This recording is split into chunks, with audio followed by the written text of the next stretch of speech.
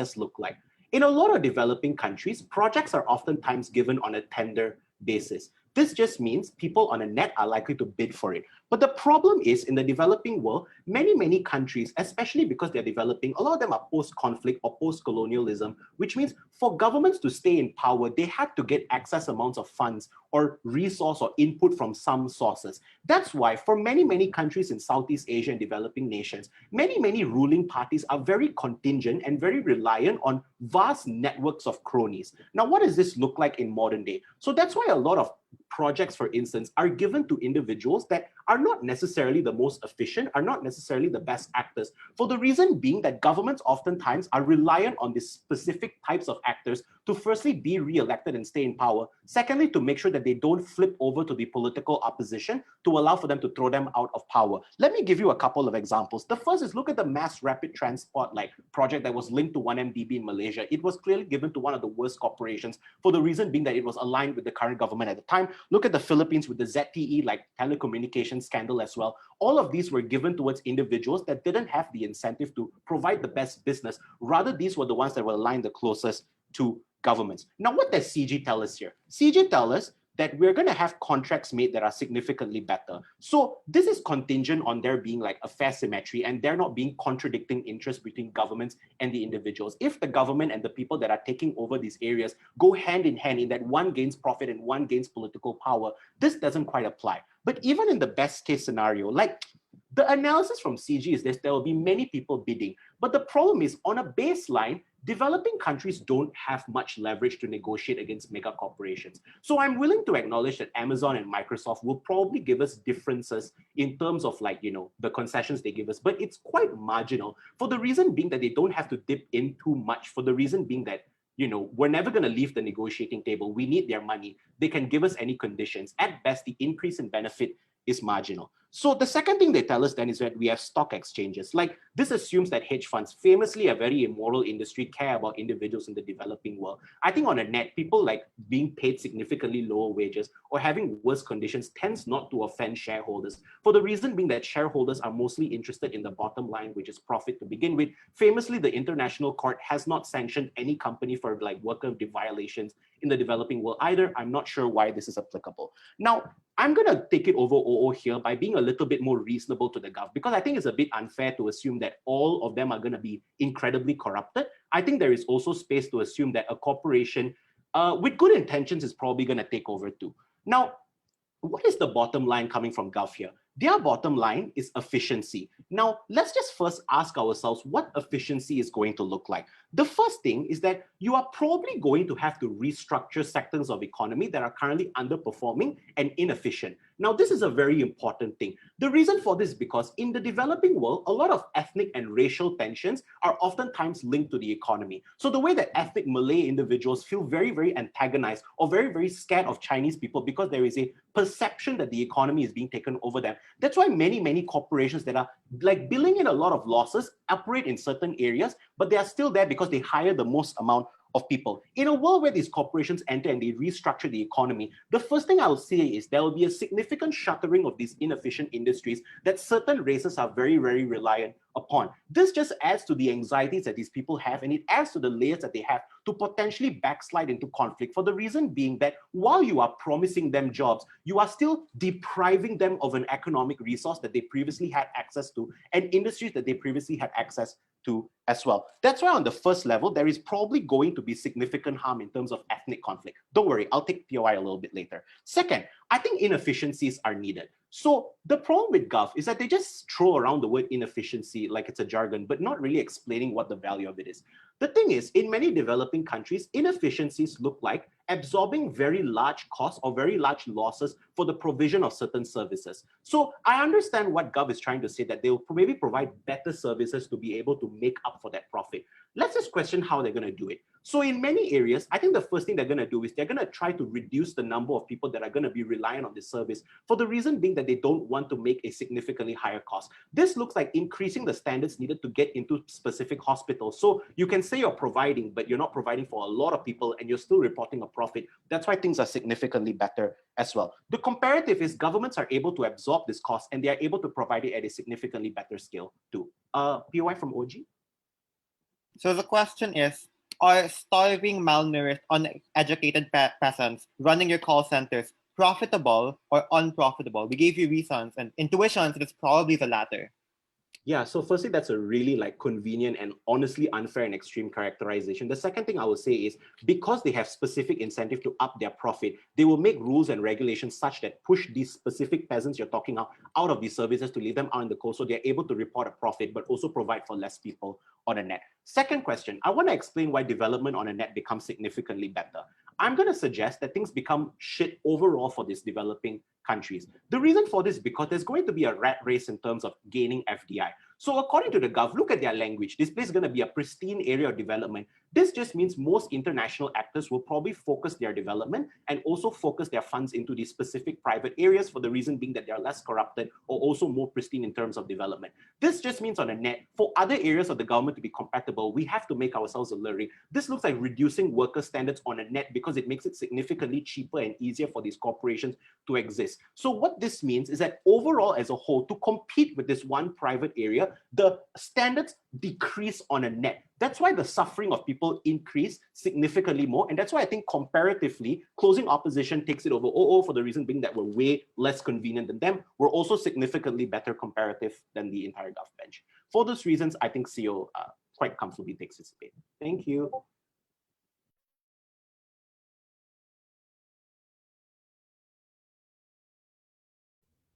Thanks for that speech. The government whip, please.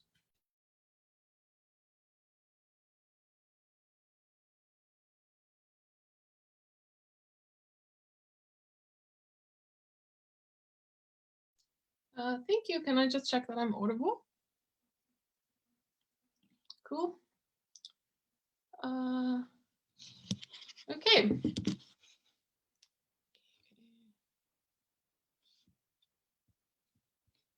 Cool.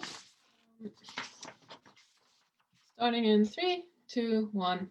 In 2015, the BBC did a documentary on a factory in Cambodia. And what they found out was terrible working conditions and that there were children who were working at that factory and the factory got shut down. They came back 2 years later and they found out that most of the workers after the factory got shut down were actually either sold to human trafficking, children ended up in prostitution, or people just starved because they didn't have access to jobs. I think that the problem with the vast majority of their arguments on the op is that they fail to explain why in the comparative, when these companies don't want to invest, then there is still some level of interest in the area and some level of care from the government that means that people are fed. I don't think that they have managed to do that, despite consistently telling us that these are governments that are corrupt, that these are governments that don't care about the poor. Two things that we're going to be talking about. Firstly, about why we have the capacity to control corporations in a way that we don't right now, which I think Rachel explains to you. I'm going to deal with Naveen's responses within that. Secondly, I want to talk about quality of life and why we think that workers' rights are actually going to be protected in the cities, irrespective of regulation, but rather purely because of company incentives. Before that, I want to deal with one extraneous response to the previous speaker, who told us that, these companies are going to come in and create ethnic conflict, that they're going to dismantle certain industries. I have two responses. Firstly is, I actually think that OG is already beating this. When the deputy speaker stands up and tells us that, it is actually good that corporations come in, because unlike governments, they frequently don't rely on a certain ethnicity in order to remain in power. So they don't care what color your skin is, as long as you have the capacity to work. They don't have an incentive to put, for example, things that say that only certain ethnicities can work in certain industries. They don't have an incentive to segregate things depending on the color of the skin of the people that are there. But secondly, and this is important, I think that ethnic conflict is generally bad for business. McKinsey is sure evil, but they can definitely tell you that. And companies are going to realize that creating tensions is not going to yield them a profit, but probably create riots that mean that they have to pay for reparations on the streets. So I don't actually think that it is in the incentive of companies, and I think that they're going to spend quite a lot of money consulting to make sure that they don't create conflict because they don't want it. Second point, or rather first point in terms of clash, why do you think that we can control corporations in a way that we don't have the capacity to right now when we're just, renting out contracts to corporations rather than selling cities? I think Rachel gives you 3 reasons, and I actually think that only one of them got responded to. Firstly, Rachel tells you that there is competition amongst different corporations. That when you have different corporations that bid for the same contract, that means that, if one is really, really bad and the other one is better, that means that the contract will go to the one that is better. The response is, but these small countries don't actually have that much leverage against these corporations.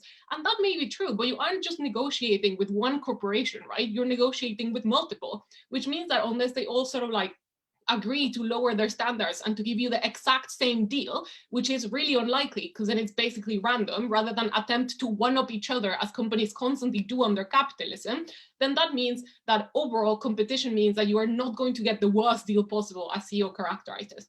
But I think that the other two mechanisms are really important that she told you. Firstly, is that companies are more transparent. They have an incentive because they're under global scrutiny. Note what the comparative is, right? When a random company comes into a random city in India or in El Salvador or in Cambodia and goes, I would like to have a factory here, and no one gives a shit because no one cares about labor regulation in the random city in Cambodia or India or El Salvador.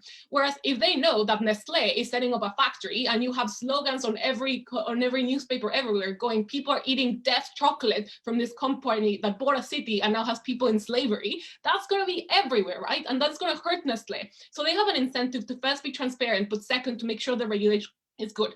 The third thing that Rachel tells you is that they have a massive incentive coming from governments to regulate this corporation. Firstly, because of what Naveen himself tells you, right? That otherwise labor standards in the rest of the country are going to go down. And, you know, governments also don't want that, because then that means that it's going to be more expensive for them to make a profit elsewhere. But also importantly, there's an incentive to regulate because you're going to have to deal with the disaster. If the corporation runs the city to the ground, then you're going to be left to deal with the fallout of what happens when no other corporation wants that city again, where you also don't have the capacity to give welfare because everyone's like broke and wearing diapers. So I think that overall, these are all reasons why the entire upbench is gone. But I think it's also reasons why overall we take it over OG, because I think that these are more structural reasons, not just about why companies are going to behave well, but also about why we have the capacity to control them in a way we currently don't in the status quo.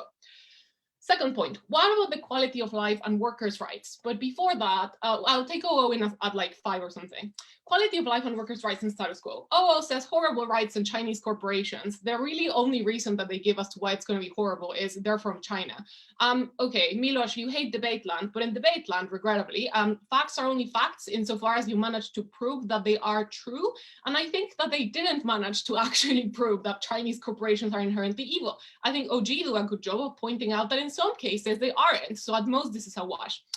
The reason that they give you is, aha, but it makes a profit. Look, I think Rachel defeats that. But before that, OO, do you have a POI? Yeah, but it's not like in the developing world, 5 companies are battling each other who opens a business city. Even in privatizations of very profitable companies, the developing world, one bidder who dictates the rule, usually from China.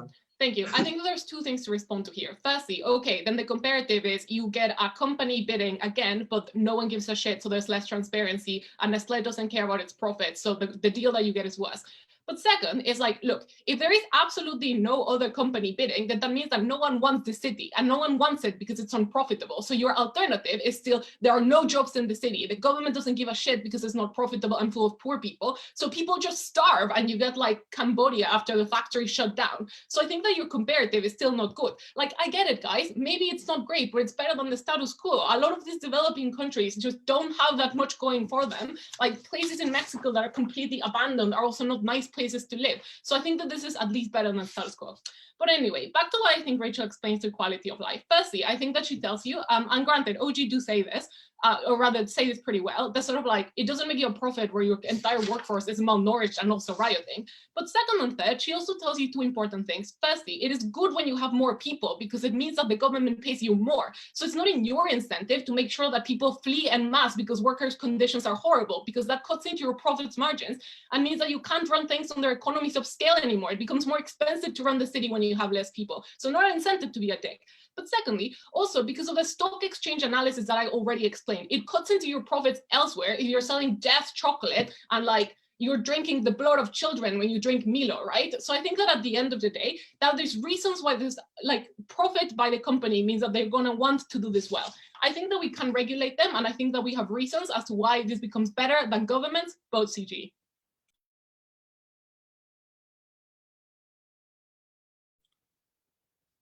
Thanks for that speech. Albert, please. I'm just doing an audibility check. All good? Wonderful.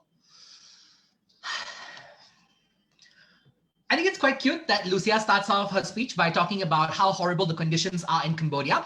But I think broadly with the entire gov bench, the issue that they don't realize is that the reason why situations oftentimes are really bad right now is because there are large multinational corporations that are working behind the scenes, lobbying against governments right now and using the high degree of leverage that they have. So this debate isn't about a dichotomy where there exists no corporations and then suddenly a corporation steps in and come in right now. But it's about how much worse the situation can get when you allow these corporations and multinational corporations with their significant leverage, the untethered access to the ability to set terms, laws, and the entire conditions of what life looks like within an entire context of a city. We think at that particular point, the state loses all degree of locus of control that it has under our world. At the very least, there is a comparative with some degree of federal power that we have under our world to keep these forces somewhat in check. So I agree it's not going to be great under our world. Fairly is not going to be. Situations are going to be quite bad. Minimum wage laws are going to be fairly difficult to enforce. But at the very least, you don't allow free reign for corporations to decide the entire conditions of the cities without any degree of power for the federal government to intervene at the point in which they already tender off a contract to somebody else. So my speech is going to be structured quite simply. I'm firstly going to talk about the responses that got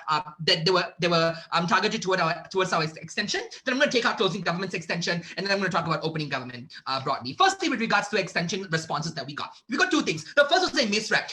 Lucía says in a speech that these companies literally don't care about skin color, so that's why they would hire you anyway, because they only care about efficiency. Like, that is literally the problem that Naveen says in his speech is, because oftentimes a vast chunk of developing states don't exist in an efficiency binary. They exist in a very complex state of equilibrium between efficiencies and inefficiencies, and also ethnic tensions and political tensions that exist as well. At the point at which a corporation comes in with a primary incentive of only wanting to do the business model that they have, those corporations only have the incentive to make money within the insular cities that you give them. They don't care about the broad, uniform federal level of unity. They don't care about how ethnic communities are interacting with themselves in areas other than their urban areas. So for a vast chunk of circumstances, you would have rural areas, communities engaging in ethnic tensions because they have realized the government has given up. The government no longer cares about this particular community. Does not have things like, for example, specific protection of privileges for individuals or ethnic majorities in these particular countries. For these reasons, this response is unresponsive to the specific argument that comes out in Naveen's speech. But the second thing that they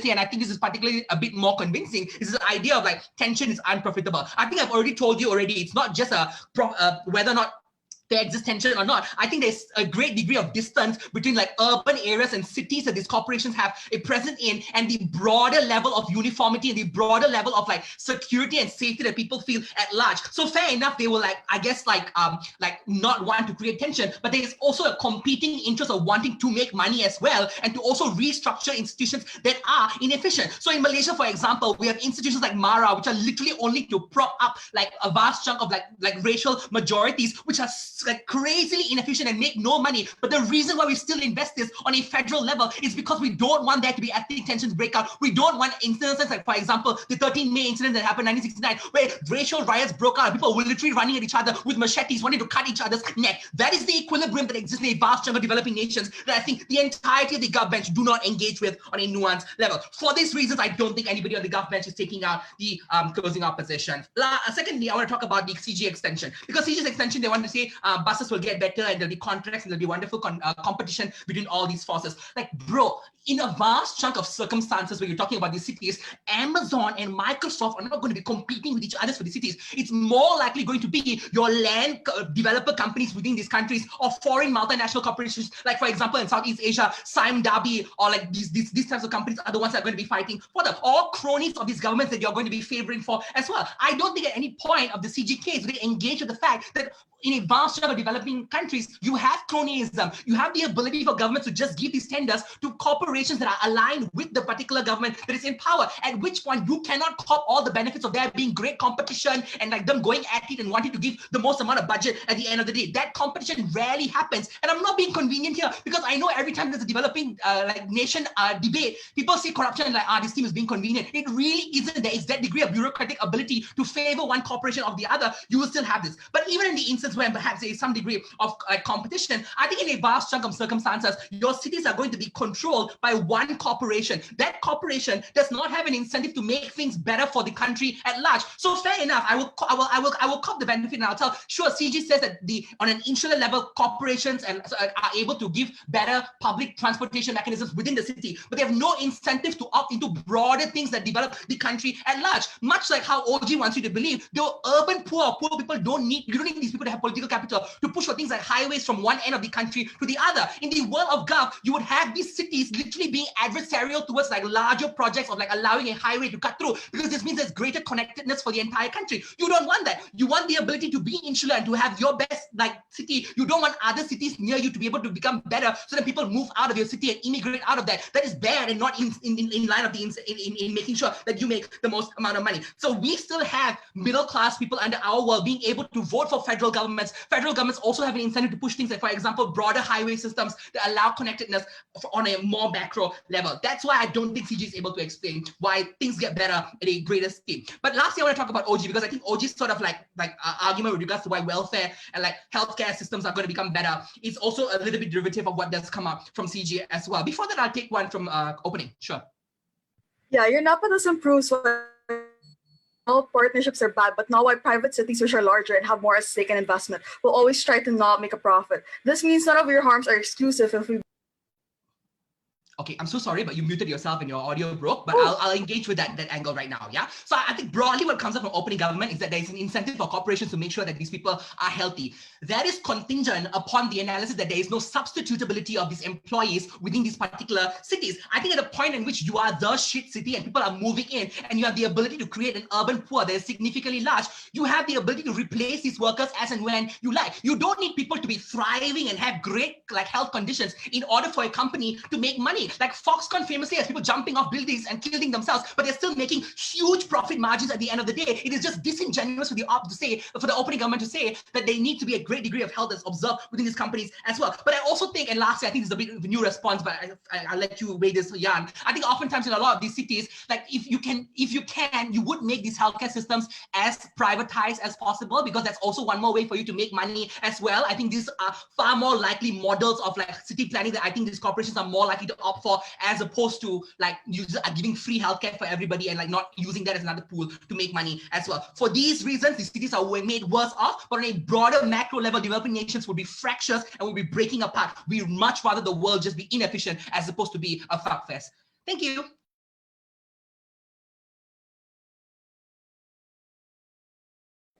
Thanks for that speech. Thanks for the debate. As we know, this round